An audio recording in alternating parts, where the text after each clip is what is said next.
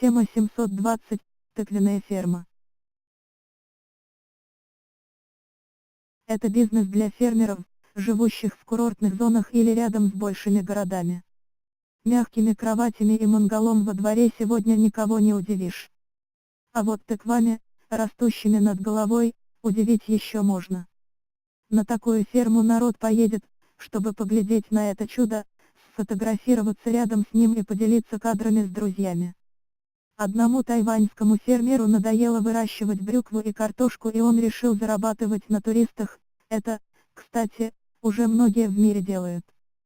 Для этого закупил разных сортов тыквы со всего мира и начал их выращивать на своей ферме. А почему он выбрал тыкву? Да потому что она яркая, узнаваемая, красиво смотрится на зеленом фоне. С тыквой связан популярный на Западе праздник Хэллоуин, а значит, ее будут покупать не только для изготовления тыквенного сока и добавления мякоти в кашу. Иногда тыква выглядит очень необычно, особенно если человек вмешивается в процесс ее выращивания. К появлению таких необычных экземпляров тыквы как раз причастен тайваньский фермер. А если тыква растет на уровне головы, значит, с ней удобно делать селфи и групповые фотографии. Чем еще привлекательна тыква в качестве приманки для туристов? Ее имя звучит по-английски весьма забавно – Pumpkin. Подозреваю, что она еще не притязательна в выращивании и вообще недорогая. Поэтому фермеры иногда растят ее. Гигантских размеров, после чего появляется много желающих измерить этот овощ. А самое главное, почему к тайваньскому фермеру едут не только туристы, но и жители со всего Тайваня и даже иностранцы. Он собрал на своей ферме всевозможные сорта тыквы, около 450. Продвинутый тайваньский фермер зарабатывает несколькими способами. 1. Берет плату за вход на свою ферму, за просмотр, по 60 тайваньских долларов, это примерно $2, с человека. В год его ферму посещают примерно 60 тысяч человек, это $120 тысяч в год или 21 тысяч рубль в день, неплохо. 2. Посетителям предлагается купить любую тыкву на ферме, от маленьких и декоративных до гигантских. Не знаю, сколько стоят маленькие тыквочки, а вот большие весом по 25-30 кг стоят примерно по $250. 3. На ферме проводятся мастер-классы по приготовлению блюд из тыквы, за это тоже берется плата. 4. Ферма не только выращивает тыквы, но и готовит из нее соки, молоко, кофе и мороженое, продают прямо здесь. 5. Также посетители могут купить разные сувениры на память.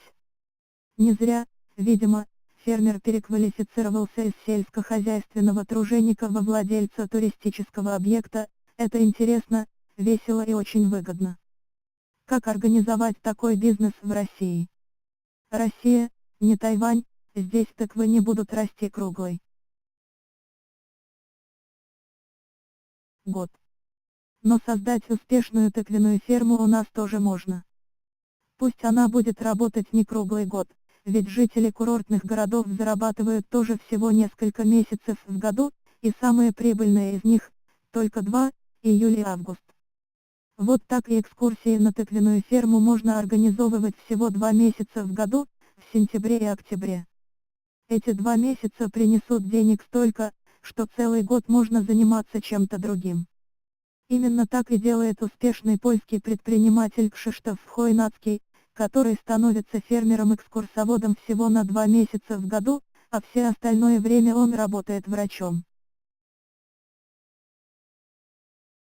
Некоторое время назад он вернулся в Польшу из США, где прожил несколько лет, и не смог сразу найти свое место на родине. Знакомый выращивал тыкву и сказал Кшиштофу: «Ну, продавай тыкву, тем и будешь зарабатывать». Молодой предприниматель начал продавать тыкву прямо с грузовика, ее тут же разобрали. Через 2-3 года он решил выращивать тыкву самостоятельно. Купил участок земли в несколько гектаров под Варшавой. Осенью вдоль дороги он выкладывал большие кучи тыквы, подъезжали люди, покупали. Потом к нему начали подходить дети и просить показать, как тыкву выращивают. Так Кшиштоф начал проводить на своей ферме первые экскурсии. Сегодня у него уже полноценный тыквенный бизнес. Каждый год, с сентября по октябрь, к его ферме подъезжают экскурсионные автобусы с детьми, входной билет на каждого ребенка – 9 евро. Дети на ферме играют, Кшиштоф построил для них лабиринт из соломы. Также посещают тыквенное поле, смотрят, как и где она растет, и где каждый ребенок может выбрать для себя тыкву в подарок. А еще на этой ферме есть маленький контактный зоопарк с простыми среднеевропейскими животными, курочками, утками, козлятами и кроликами. Если компания проголодается, можно пожарить на костре колбаски. В день на ферму приезжают несколько экскурсий. И несмотря на то, что сортов тыкв у польского фермера не так много, как у тайваньского собрата по бизнесу. И живет он в более холодном климате. Все равно его тыквенная ферма привлекает множество экскурсий и вполне окупается, подробнее можете посмотреть и почитать на его сайте farmaden.pl. Вот примерно то же самое можно организовать рядом с любым городом России, где может расти тыква.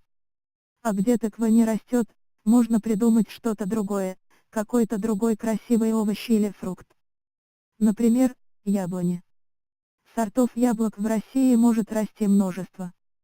И они тоже красиво смотрятся на фоне зеленой листвы, не хуже, чем висящие над головой тыквы. Красота, не хуже, чем в Петергофе. Люди сегодня готовы ехать куда угодно, хоть на тыквенное поле, хоть в яблоневый сад, лишь бы там их ждали, обеспечили их возможностью посидеть помечтать, у грядки, у дерева, у костра, под тентом, в беседке, или узнать что-то новое, мастер-классы, детям, побегать, поиграть и получить какое-нибудь угощение. И даже пусть это будет в соседней деревне, для городского человека это все равно экзотика. Тот же туризм, только рядом, на родине, на своей земле.